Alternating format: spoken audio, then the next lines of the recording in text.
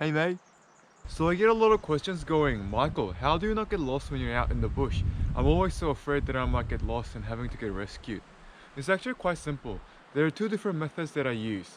First is checking the satellite images before I go. And the second is using a map and a compass to navigate myself. It has worked out for me so far. I'm sure it'll work out for you too. Now, let's get the crack on. I'm going to be using the map of Freixenet National Park on the east coast of Tasmania just as an example. And the scale of this map is 1 to 50,000. So for satellite images, I use Google Earth and Google Maps.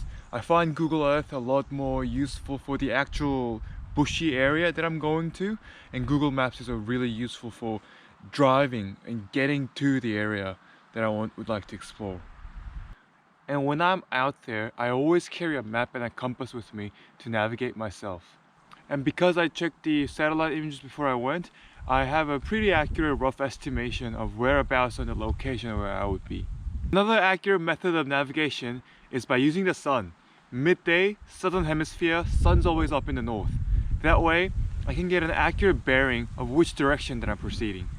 So say we were currently at the car park in the Freixenet National Park, and we want to proceed to the campsite on the Hazards Beach. And I'm using a map and a compass to navigate myself. The way I would do it is first, I'll follow the track down all the way down to the Isthmus track, and that's when the compass comes in. So I will get my bearings, make sure which direction is south, and then walk towards the south. And then I will look around the surroundings and compare it with the surrounding that's described on the map, and that way I can get a rough anticipation of whereabouts I would be located in. So there you have it. That's how I don't get lost when I'm out adventuring in the wild.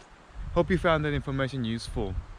If you have any questions or other tutorials you'd like to see, please let me know down in the comments because I'd love to share my knowledge with you.